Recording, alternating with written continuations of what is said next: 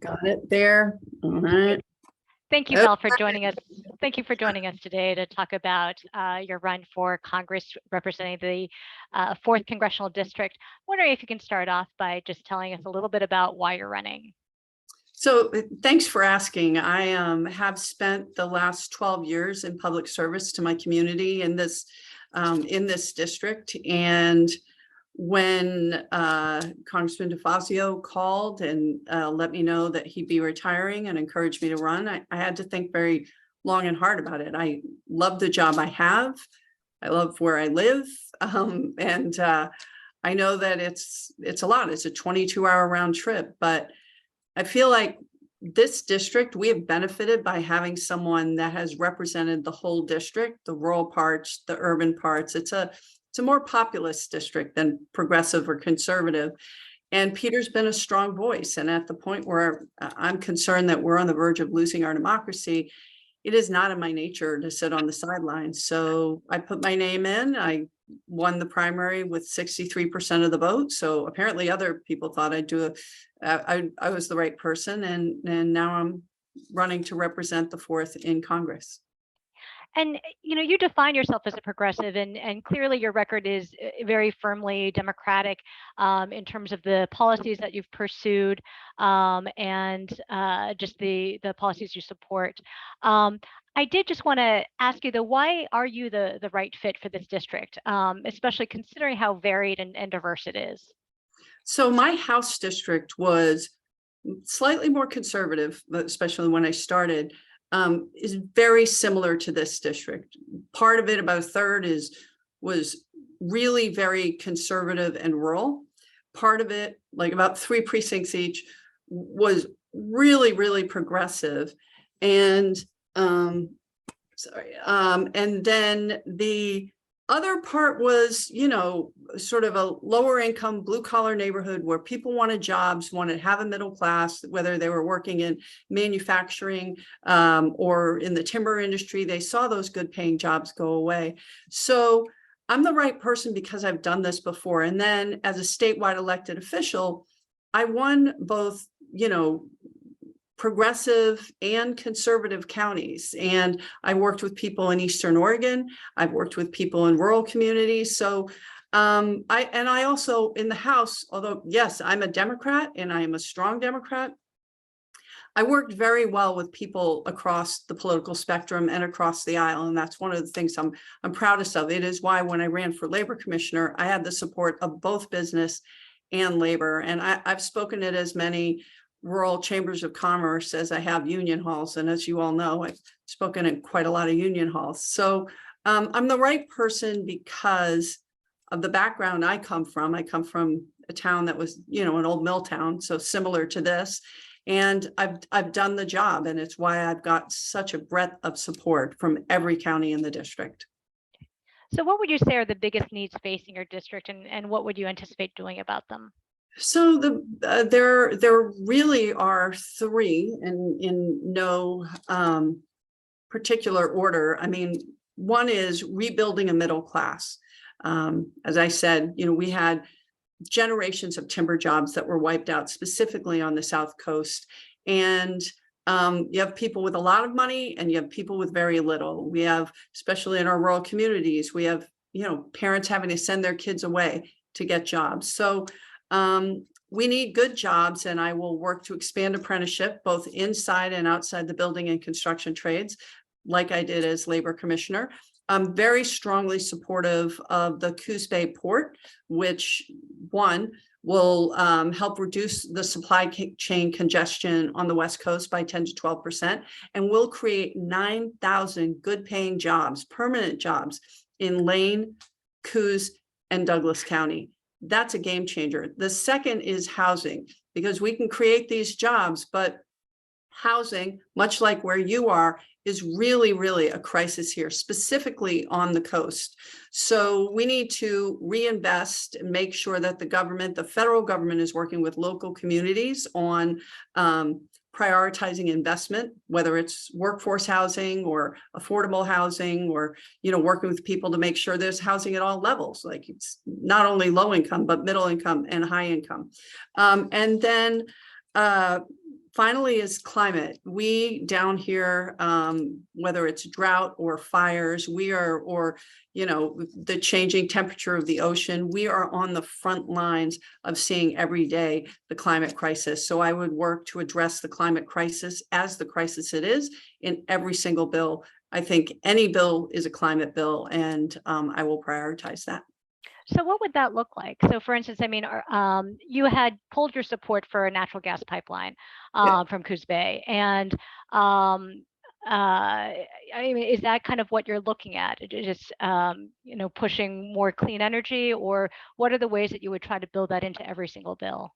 So I think whether it's investment in broadband, right, so that people can live in communities and can get information without having to drive. Like during the pandemic, we had teachers and students that had to drive into town. Like I only got broadband. I live 3 miles outside of Springfield, and we got high-speed internet December of 2019.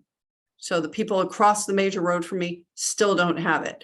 But we had kids that had to drive to Starbucks or to the library and sit in a parking lot to get broadband. So investment in broadband, one, those are very good jobs. The other thing with this port in Coos Bay, it is a container port that will go straight to rail. So if we can upgrade rail, and I'd love to see high-speed rail, that would be really important. We're taking diesel trucks off the road. We're allowing our farmers and manufacturers to get their goods to market directly on rail to port, right? So we're taking more trucks off the road, less driving, it's every single thing that we do. We should be looking at how do we reduce congestion, reduce reliance on fossil fuels, investing in whether it's, pump storage or other means of powering the grid. I would be on the forefront of that. And I think my strength is that I am committed to making sure we transition to a green economy and do it in a way that doesn't leave workers behind. I have the trust of people in labor, in the building trades, and contractors. They know that I won't forget that piece of it, because we can't leave the workers behind. What's your position on nuclear as it relates to grid supply? So I think it's something we should look at. There's a company in Corvallis that works on small scale nuclear. We have to look at what do you do with the waste? That's a very big thing. I think it looks quite different than when it was 3 Mile Island, but we need to study every opportunity available. So I can't say I'm full on support, but I am supportive of looking at every single option. Again, pump storage is a really great example, using water to produce energy. I mean, we have dams, but this is a bit of a different way to do that if you're not living by a river. Speaking of dams, we have a huge source of clean energy right now, of hydropower, and but there is a push right now and discussion about breaching the 4 lower Snake River dams. Right. Is that a proposal that you would support? I'll certainly have to look at it, and one of the things we need to do is figure out how do we power the grid without that energy, because it's produces quite a lot of energy. We also have dams that are upstream that are not that are privately owned that do not have the fish habitat considerations and environmental considerations that we have in the Snake River Dam. I think long term for the fish, I think it would be great to take down the dam, but we have to figure out how we get the energy first and have that energy replacement. So I would work with both sides like I've done, whether it's the native fish people or, our rural electric co-ops. I have good working relationships with people on both sides. So if there was an easy solution, we would have done it already. So I'm willing to work towards a solution to benefit both. So at this point, though, you're not ready to say that you are fully in support of the idea of breaching them. Yeah, I think there's more work to be done on it. But fundamentally, I think it's something we can look towards, but we have to be able to replace that energy. So I've been in conversations with many people about that. How do we move forward with it and still power our grid? Okay, great. What should the role of the federal government be in terms of establishing abortion rights or access to abortion services? So I think this is I think medical decisions should be between your medical practitioner and the patient, and whoever the patient wants to involve in that decision. I believe strongly that because the Supreme Court decided to overrule precedent and throw out Roe v. Wade with the Dobbs decision, it is critical that we pass legislation to protect people's freedom to control their own bodies. Simple as. It is a priority. It's important.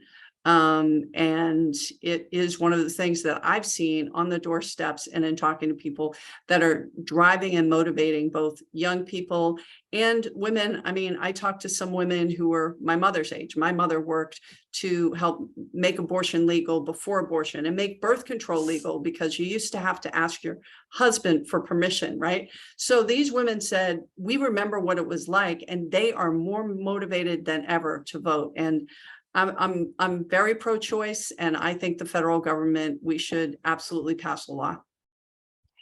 Is that something that you think you could achieve, or that could be achieved if Republicans retake the House? I don't think, no, absolutely not. I mean, they've made it clear, whether it's Lindsey Graham or Elise Stefanik, they put forward a bill for a national abortion ban. I mean, I'm the only woman in this race.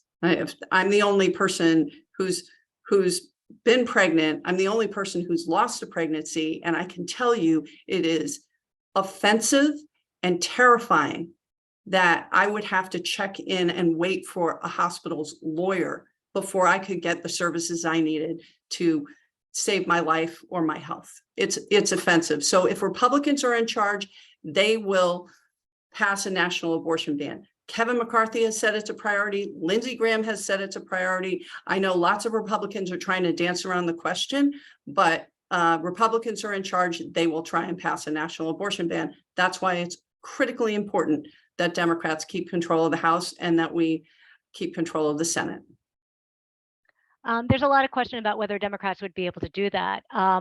Setting aside the abortion issue, I guess, how effective do you think you could be working as part of the minority party if Republicans do win the House? So I came into the Oregon House when we were 30-30. And what I found was that people of moderate temperament, not necessarily moderate politics, were able to get things done. And so I came into the legislature being able to work across the aisle, because you couldn't pass a bill without being able to work across the aisle. My hope is that I would serve on the Transportation and Infrastructure Committee. We have had a strong voice on transportation and infrastructure with Peter DeFazio for 36 years. And that is one committee, that and agriculture, and there's a couple of others where people still work in a bipartisan way. So the person who's the ranking member, and if Republicans are in control, will be chair of transportation and infrastructure, has an interest in the Coos Bay port. So infrastructure shouldn't be a partisan issue, and I'll continue to work with my Republican colleagues the same way I did with Mike McLean. Every night we would go and we would talk about, how are we going to manage the floor? How do we get things done for his members and my members? And my reputation is someone that puts my head down and gets the work done. And I tend not to politicize things. And I'll continue to do that in Congress. What makes you a better candidate than your opponent, or I should say than your Republican opponent? Well, I'm willing to show up and answer hard questions. That's the first thing. And I have the experience. I was a third generation union member. I spent 25 years in the private sector in retail sales and management, manufacturing, distribution, international trade. I have worked in this community for over 20 years, starting with volunteering at the PTO and running the 100% Access Coalition, which is our healthcare coalition to help people before the Affordable Care Act get access to healthcare. I was in the legislature. I was elected majority leader after my first term. And as labor commissioner, I'm really proud of the work that we did in turning that agency around. This is a district that you can't win with just Republicans or Democrats. And so I am a good fit. And I would say my opponent is not a good fit, both because he ran as MAGA 2 years ago, a MAGA Republican, and now over the past 10 weeks has tried to recreate his image as someone who's independent and bipartisan. And it's just not, I think he'll say anything he needs to get elected, but it doesn't ring true.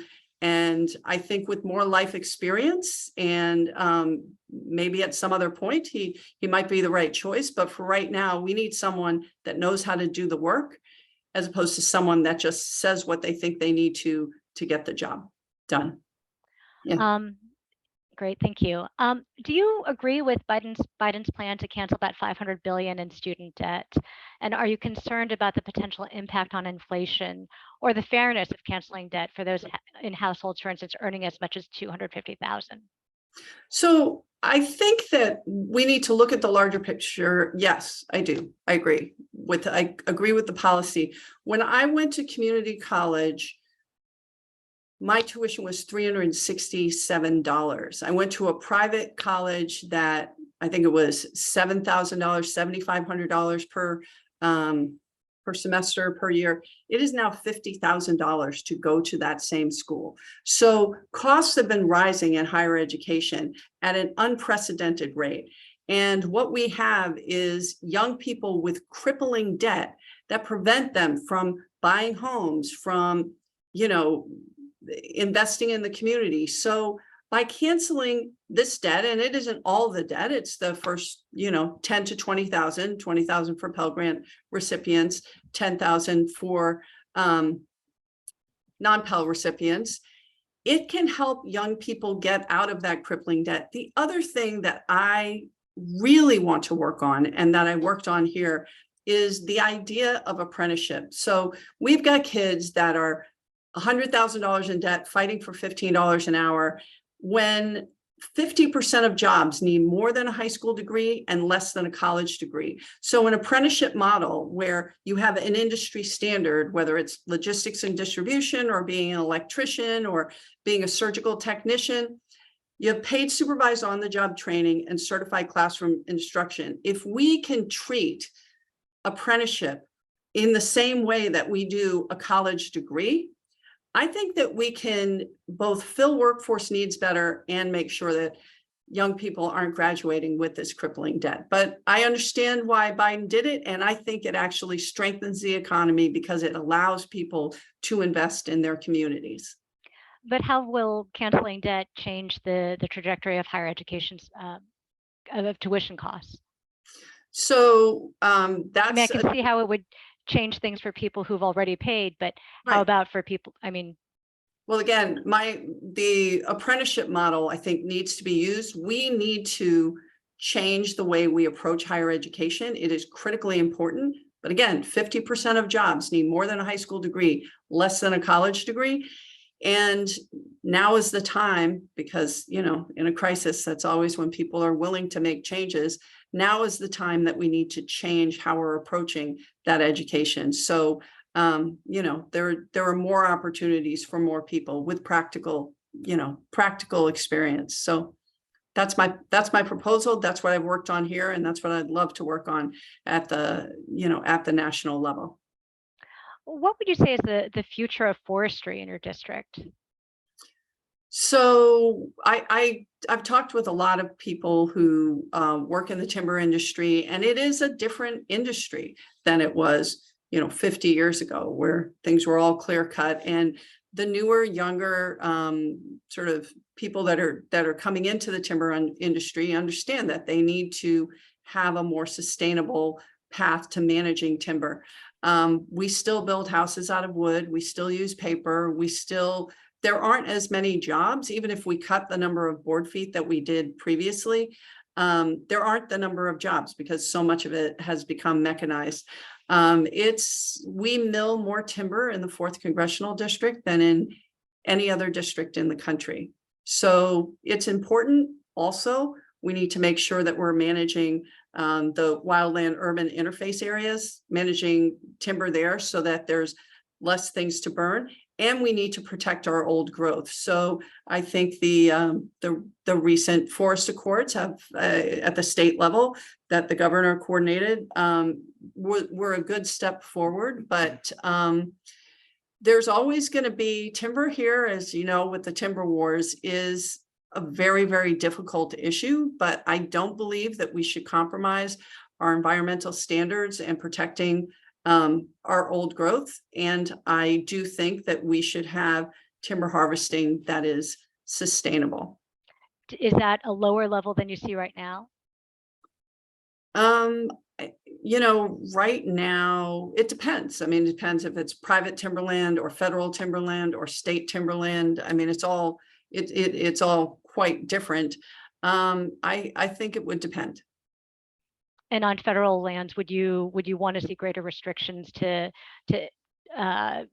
just kind of going back to what you were saying before about having environmental issues and climate change issues really be embedded in every piece of legislation? Is that something that you think needs to happen, a lower harvest on federal lands?